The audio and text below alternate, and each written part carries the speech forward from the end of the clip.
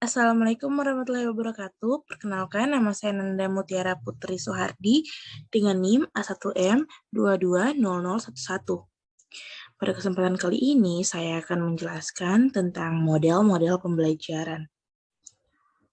Nah, ada beberapa model-model pembelajaran yang akan saya jelaskan, yaitu pertama, model pembelajaran project-based learning, problem-based learning, discovery-based learning, dan inquiry-based learning. Nah, untuk penjelasannya, mari kita simak. Pertama, project-based learning. Project-based learning atau PJBL ini adalah model pembelajaran yang menjadikan peserta didik sebagai subjek atau pusat pembelajaran. Menitik beratkan proses belajar yang memiliki hasil akhir berupa produk. Project-based learning ini merupakan pembelajaran yang menjadikan proyek atau kegiatan sebagai media. Artinya, peserta didik akan diberi kebebasan untuk menentukan aktivitas belajarnya sendiri, mengerjakan proyek pembelajaran secara kolaboratif sampai diperoleh hasil berupa suatu produk. Itulah mengapa kesuksesan pembelajaran ini sangat dipengaruhi oleh keaktifan peserta didik. Menurut Goodman dan Stivers, pada tahun 2010, project-based learning merupakan pendekatan pengajaran yang dibangun di atas kegiatan pembelajaran dan tugas nyata yang memberikan tantangan bagi peserta didik yang terkait dengan kehidupan sehari-hari untuk dipecahkan secara berkelompok. Adapun tujuan project-based learning pertama, yaitu melatih sikap proaktif peserta didik dalam memecahkan suatu masalah. Kedua, mengasah kemampuan peserta didik dalam menguraikan suatu permasalahan di kelas. Ketiga, meningkatkan keaktifan peserta didik di dalam kelas, dalam menyelesaikan permasalahan yang kompleks sampai diperoleh hasil nyata. Keempat, mengasah keterampilan peserta didik dalam memanfaatkan alat dan bahan di kelas guna menunjang aktivitas belajarnya. Dan kelima, melatih sifat kolaboratif peserta didik.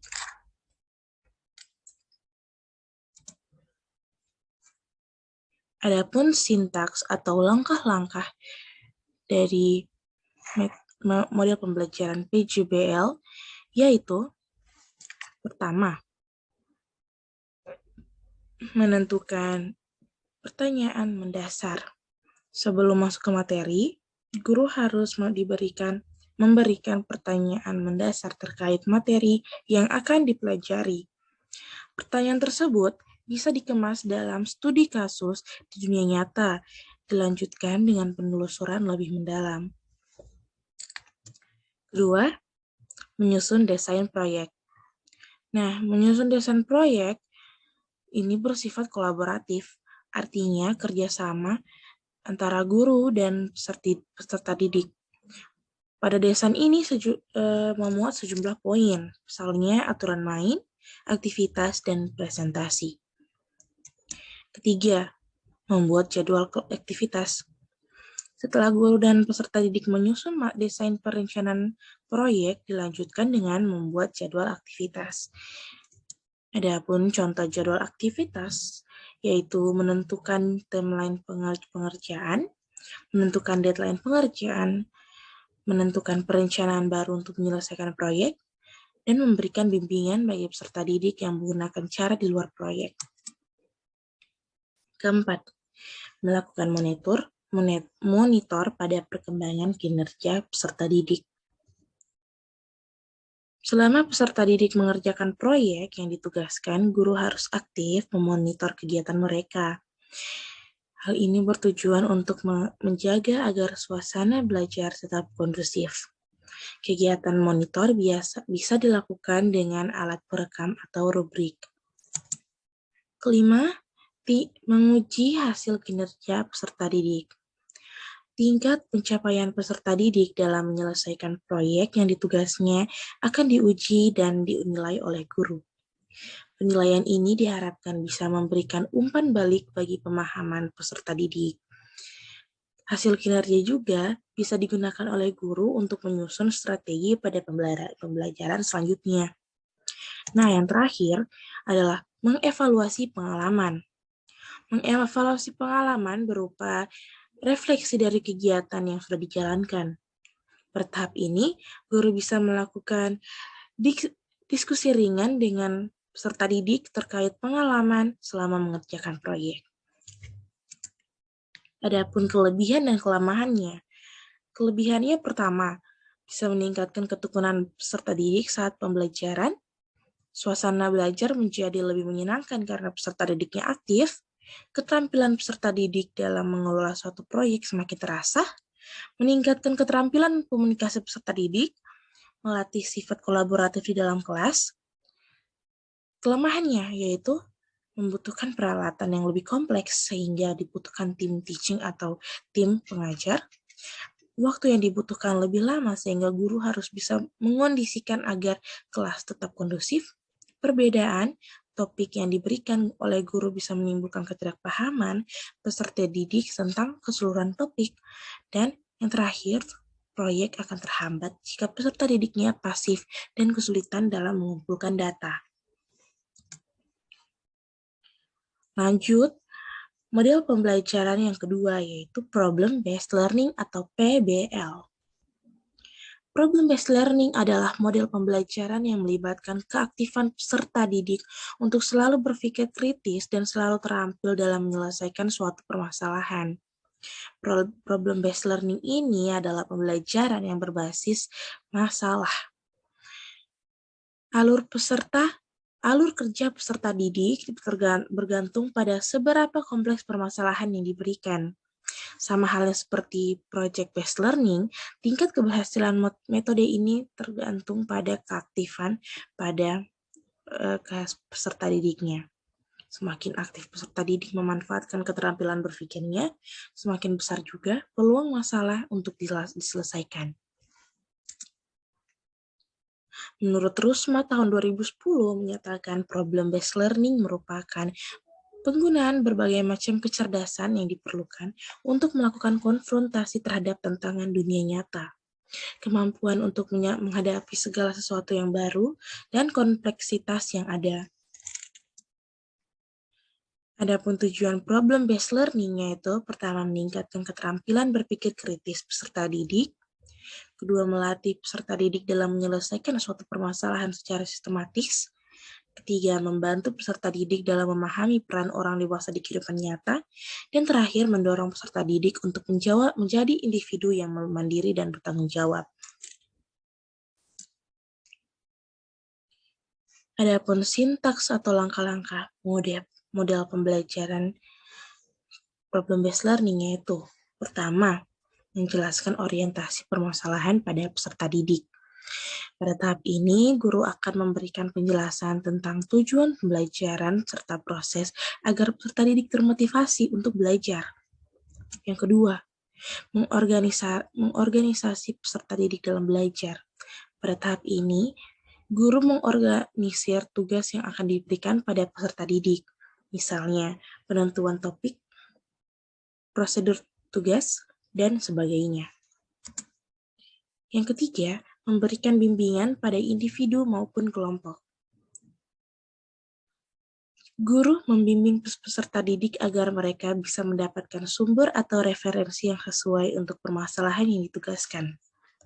Yang keempat, mengembangkan dan menyajikan hasil karya peserta didik. Pada tahap ini, peserta didik akan dibantu oleh guru dalam mempersiapkan hasil yang akan dilaporkan. Misalnya laporan, dokumentasi, rekaman, serta teori pendukung lainnya. Yang kelima, melakukan analisis dan evaluasi proses pemecahan masalah. Guru meminta peserta didik untuk merefleksi dan mengevaluasi hasil yang diperoleh baik dari sisi proses maupun metode. Adapun kelebihan dan kekurangannya dari problem-based learning yaitu pertama, kelebihannya peserta didik dilatih untuk selalu berpikir kritis dan terampil dalam menyelesaikan suatu masalah, bisa memicu peningkatan aktivitas peserta didik di kelas, Peserta didik terbiasa untuk belajar dari sumber yang relevan, kegiatan pembelajaran berjalan lebih kondusif, dan efektif karena peserta didiknya dituntut untuk lebih aktif. Ada kekurangannya yaitu tidak semua materi pembelajaran bisa menerapkan model ini. Waktu yang dibutuhkan untuk menyelesaikan materi pembelajaran bisa lebih lama. Bagi peserta didik yang belum terbiasa menganalisis suatu permasalahan, biasanya enggan untuk mengerjakannya. Jika jumlah peserta didik dalam satu kelas terlalu banyak, guru akan kesulitan untuk mengkondisikan penugasan. Lanjut, model pembelajaran yang ketiga yaitu Discovery Based Learning atau DBL. Discovery Based Learning adalah proses untuk memahami suatu konsep dari materi secara aktif dan mandiri untuk kemudian diperoleh suatu kesimpulan. Pada metode ini, guru tidak secara aktif menjelaskan materi pada peserta didik. Discovery Based Learning ini yaitu merupakan pembelajaran yang berdasarkan penemuan dari peserta didik. Tugas guru hanya memberikan sejumlah pertanyaan berkaitan materi. Selanjutnya, peserta didiklah yang harus menemukan, menyelidiki, dan menyimpulkan hasil pertemuannya sebagai modal untuk menjawab pertanyaan dari guru. Menurut Sanjaya, pada tahun 2006, Discovery Based Learning adalah pembelajaran yang mana bahan pelajarannya dicari serta ditemukan sendiri oleh peserta didik lewat berbagai aktivitas. Sehingga dalam pembelajaran ini, tugas guru lebih kepada fasilitator dan pembimbing bagi peserta didik. Adapun tujuan Discovery Based Learning yaitu pertama, memberikan kesempatan bagi peserta didik untuk terlibat secara aktif dalam proses pembelajaran. Kedua, melatih peserta didik untuk berpikir secara sistematis dan ilmiah dalam menyelesaikan suatu permasalahan terkait materi. Ketiga, meningkatkan pola berpikir kritis bagi peserta didik. Dan terakhir, melatih peserta didik dalam menyusun strategi untuk meningkatkan pemahaman mereka terkait materi yang sedang diajarkan. Adapun manfaat Discovery Based Learning, yaitu pemahaman peserta didik tentang suatu konsep dalam pembelajaran bisa bertahan lebih lama karena mereka memahami konsep tersebut secara mandiri melalui keaktifannya dalam menggali informasi. Adapun dua jenis Discovery Based Learning, yaitu pertama, Free Discovery Learning, yaitu proses pembelajaran yang tidak disertai petunjuk atau arahan. Artinya, peserta didik harus memiliki kepekaan terhadap materi yang sedang dipelajari. Kedua, Guided Discovery Learning, yaitu pembelajaran yang melibatkan peran guru sebagai fasilitator untuk menunjang terlaksananya pembelajaran. Adapun sintaks atau langkah-langkah model pembelajaran Discovery Based Learning, pertama, yaitu memberi rangsangan atau stimulus. Stimulation. Pada tahapan stimulation, guru memberikan motivasi agar peserta didik bisa lebih fokus dalam mempelajari materi. Lalu, guru meminta peserta didik untuk mempraktikkan materi tersebut. Yang kedua, mengidentifikasi masalah atau problem statement. Pada tahap ini, peserta didik diminta untuk mengidentifikasi masalah terkait materi tersebut sebanyak mungkin, sehingga akhirnya timbul pemikiran dan pertanyaan dari peserta didik. Yang ketiga, proses mengumpulkan data atau data collection. Pada tahap ini, peserta didik diminta untuk mencari informasi yang relevan guna menjawab pertanyaan yang dirumuskan pada tahap problem statement. Yang keempat, proses pengolahan data atau data processing. Pada tahap ini, guru meminta peserta didik untuk berdiskusi dengan anggota kelompoknya untuk memproses informasi yang telah dikumpulkan oleh masing-masing anggota. Yang kelima, tahap verification atau tahap pembuktian. Pada tahap verification, memuat kegiatan terhadap peserta didik untuk membuktikan kebenaran hipotesis yang telah dirumuskan. Cara untuk membuktikannya adalah dengan melakukan pemeriksaan kembali hipotesisnya dan mencocokkan hipotesis tersebut dengan informasi yang diperoleh dari literatur. Yang terakhir yaitu penarikan kesimpulan atau generalization. Pada tahap ini, peserta didik menyimpulkan berdasarkan kecocokan antara informasi yang diperoleh dan hipotesis. Adapun kelebihan dan kekurangannya yaitu pertama, kelebihannya mampu memperbaiki dan meningkatkan keterampilan berpikir peserta didik di ranah kognitif. Kedua, menumbuhkan rasa senang saat berlangsungnya pembelajaran, terlebih jika kesimpulan yang diperoleh sesuai. Ketiga, pengetahuan yang diperoleh sejak peserta didik bisa diingat dan dipahami lebih lama. Keempat, mampu membangkitkan keinginan peserta didik, belajar peserta didik. Kelima, mampu meningkatkan penalaran peserta didik. Dan terakhir, lebih efektif dalam mentransfer pengetahuan pada peserta didik. Adapun kekurangannya yaitu memungkinkan munculnya atau timbulnya miskonsepsi ketika PBM tidak dirancang secara komprehensif. Kedua, tidak semua peserta didik secara personal dapat terfasilitasi dalam proses penemuan karena pengelompokan yang tidak konstruktif. Dan terakhir, memerlukan analisis materi dan konsep yang detail yang dapat dijadikan sebagai temuan peserta didik. Penemuan ini tentu harus berbasis pada kegiatan penyelidikan. Yang terakhir, model pembelajaran Inquiry Based Learning atau IBL. Inquiry Based Learning adalah kegiatan pembelajaran yang memfasilitasi peserta didik untuk mengajukan pertanyaan, melakukan penyelidikan atau pencarian, eksperimen atau penelitian secara mandiri untuk mendapatkan pengetahuan yang mereka butuhkan. Dalam model ini, peserta didik diarahkan agar dapat mencari tahu sendiri materi yang disajikan dalam pembelajaran dengan cara mengajukan pertanyaan dan investigasi ini, karena inquiry based learning ini merupakan pembelajaran yang berbasis pertanyaan dari para peserta didik.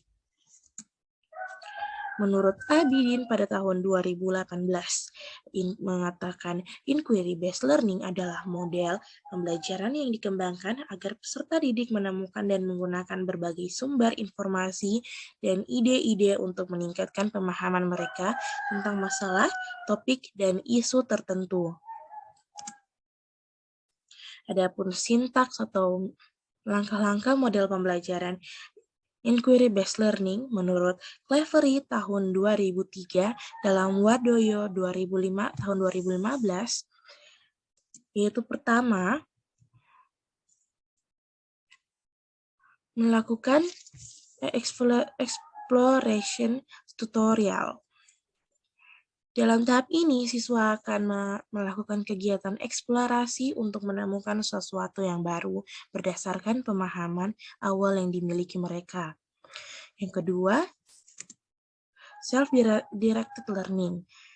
Selanjutnya, siswa belajar secara mandiri berdasarkan dari perkembangan pemahaman setelah tahapan eksplorasi didapatkannya.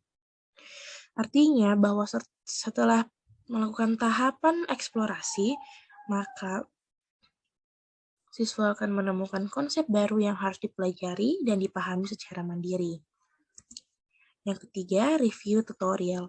Merupakan tahapan ketiga di mana pada tahapan ini, siswa mempresentasikan hasil temuan yang didapatkannya dari proses self-directed learning.